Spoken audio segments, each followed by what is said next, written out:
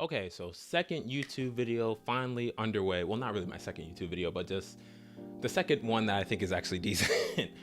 So we're going to be doing another BTS behind the scenes on a little photo shoot I did just actually across the room, maybe a week or so ago now, where I just tried to set up something that was really basic, which was a letter opener and like my little journal that I have behind me. And I just wanted to turn it into a photo shoot, basically. Something easily replicable that anyone could do indoors, just to show you guys that photography can be done under any circumstance. You can always tweak your skills and improve your skills basically in any condition, which is really amazing when you think about it. So, but other than that point, there's something else other than that I wanted to discuss today, which was photography gear and the parallels between the level of camera you have and the amount of skill you have. And that those things aren't necessarily directly correlated and directly related to one another. So why did I want to bring this up? So over the past maybe month or so, or even longer, I've been looking into different cameras, different camera bodies, different lenses, different brands of cameras that I could possibly switch to when I get rid of my little EOS Rebel T6 or whatever it is that I'm shooting on actually right now, making this video. And I've had that camera for maybe about, I don't know, like a year. No, more than a year, 2 years or so, 2 or 3 years. And it's been pretty good. It's been a pretty good camera. I take decent images on it. I'll probably throw up some of those right now, some of my best ones. But I was kind of getting tired of that camera. I was like, I want something different. I want something new. I want something that can track faces. I want something that can do 4K video. I want something that I can vlog with really easily. Something smaller, something with better battery life, something that was just way better than what I had now. And I was looking into the Sony A7, these names are too long, Sony A7 Mark III R, I think, something like that. That just goes to show I'm not like the best when it comes to specs and things like that, but it was one of those new Sony Alphas. And I was looking at the price and I was like, should I, will I actually? And what's ridiculous with that, once I sat down and think about it, and it was a video actually that made me do that, and it was made by two really good photographers on YouTube. Samuel L. Streetlife, who does photographic interviews, he does photography himself, and he makes videos about cameras and different photographers who use them basically. And Sean Tucker, who makes very contemplative, not very flashy videos which contain parallels between photography and life, and he discusses different photography principles, stuff like that. So it was a collaboration between those two creators who broke down this camera, oh my god, I think it's like the GR, the Ricoh GR, something like that. This little tiny point and shoot camera with a fixed focal length that wasn't that impressive at all. It does take good images, but it wasn't anything crazy, and they made awesome pictures on it. And watching the video made me think, like, okay, excuse me, okay, if they're taking videos that are that good, or not videos, if they're taking pictures that are that good on that camera, what's my excuse for really wanting to upgrade my camera at the end of the day? Is it that I'm not good enough to draw the best images out of this camera, and that I need something else to help me fulfill my potential? I don't really know. And I don't want to be one of those photographers that decided, I need this camera, I need to spend thousands of dollars on this camera to make me a better photographer. You don't need a good camera to be a good photographer. And that's something I've known for a while, but it's something I was neglecting when I was thinking about upgrading from my current camera. And it's something that I just don't need to do right now. And it's very expensive also. I mean, a new camera can cost you, if you want to get like a full kit, you know, a nice 24-70 lens, some ND filters, whatever, a new camera bag, yeah, that can cost you well over $5,000, $6,000 easily, probably over $10,000 if you really want to be serious. And will my images be better? Will I take better photos? Will I be a better photographer? I started to think about these questions that I was ignoring at first, and I realized I'm not. You know, why do I need to get rid of this camera I'm using right now? I can take great images on this camera, and I think I can still push myself on this camera, which is the key of this whole thing. If you're someone that's constantly upgrading cameras, that's great if you have the financial means to do it. I personally don't, but if you can, that's amazing. But are you getting enough out of those cameras incrementally with your increases in money spend? Are you getting enough out of that in terms of skill and better photos that warrants the spending? And I think for a lot of people, that's not the case, unfortunately. I think we could take birds outside. I think we could take really good images with basic cameras if we just focused on pushing ourselves. When unfortunately we don't focus on pitching ourselves, and we focus instead on finding the best gear and finding the gear that can do it for us easiest. And that's unfortunate, I think. So after watching that video with those two creators, I started to think about this, and I started to think about it more, and I was like, I think I still have some good images in this camera. Like, I think I can still make amazing photos with this camera. I actually did a shoot maybe a few weeks ago now, maybe about a month ago now, honestly. It's been a while. And my clients really enjoy their pictures. I really enjoy the pictures, and I'm getting it on the DSLR I started with, a basic starter DSLR.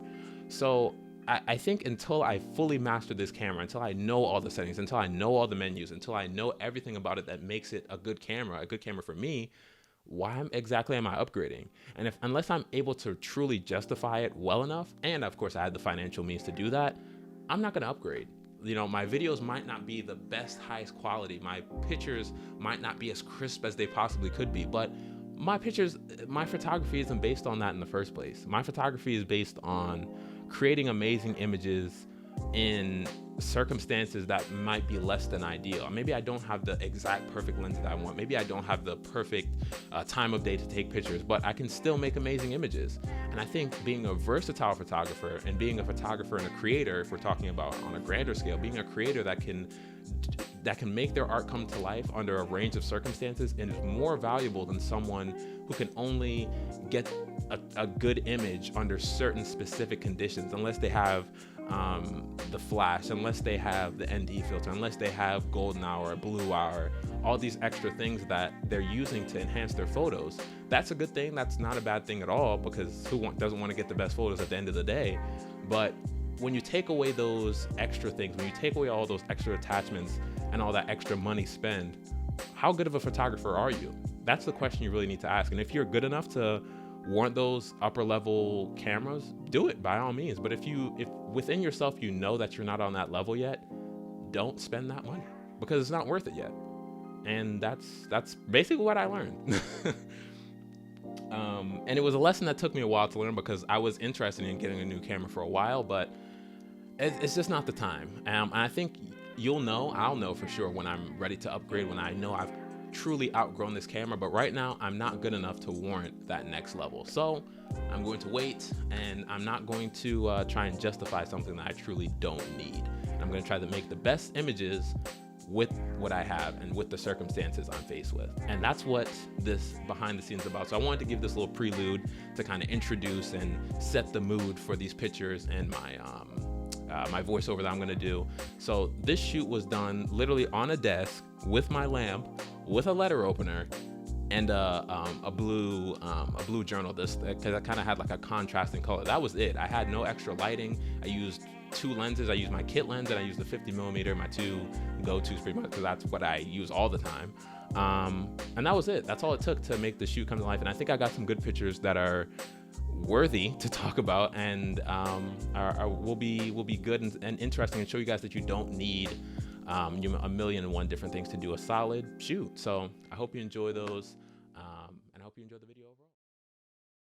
All right, so Dimitri from the future here, going to be walking you through these pictures. So let's get started with this first one. This is basically just like a scene setting, mood setting type shot. I just wanted to show off the subject, show off a little bit of the detail. So the buck, you can kind of see that branding right in the middle, covered by all that red, well, surrounded by all that red rather. And then you kind of see like the glint of the blade at the side, because of the way I had the light positioned, which was to the right of the subject. So you kind of see that coming in diagonally, like sweeping across. And then you also see the little details on either end of the letter opener as well. So basic photo, shot with my 50mm, of course, my favorite, but it kind of sets the scene for what's to come. So let's see what's next. Okay, so now moving into the second shot, I decided to show a little bit of the, I guess you could say, versatility or three-dimensionality of this object, or of this letter opener, I shouldn't call it an object. So I open it up, you can kind of see that nice like light glinting off the edge of the blade there, which I thought was really cool. The highlight of the gold, the red. This subject has a lot of really cool colors, so you're gonna see I'm emphasizing that a lot. And I also got the little light flare of the lamp in that one as well, which I kind of like. This one, this is maybe my favorite actually of this whole series. I don't like how the red came out in this one, but you'll see I decided to kind of black out the bottom right and top left corners to really focus in that light on the middle. It was something I did with the linear gradient in Lightroom. I might do a little tutorial on that gradient if you guys are interested. But yeah, use that to block out those two sides to really focus in the attention on the middle of the subject. I really love the way this one came out. One of my favorites for sure. All right, what is next? Okay, so we got this one now. I start incorporating the book into this one. The book is like a lighter blue color, but like I said, I'm keeping all these pretty dark. So I want to use that light blue color to just kind of separate out the subject a little bit more. And I used the little buckle, that kind of a goldish colored buckle in the bottom right corner, just to add a little bit more color, add a little bit more dimension to this photo. I emphasized the gold kind of accents on the edge of the letter opener more in this one, which I enjoyed. So another decent picture, I must say. Oh, then we get to these ones, which I think are really cool. So what I decided to do was open up the book, lighten up the scene a little bit more, kind of contrast to those darker images. And what I did was balance that letter opener on the little latch to open the notebook, and create a little bit more of a dynamic scene, some more depth as well, since you're kind of like looking into the middle of the pages. I thought it was really cool, kind of cinematic, even though it's just a really basic idea. I love the way this one came out.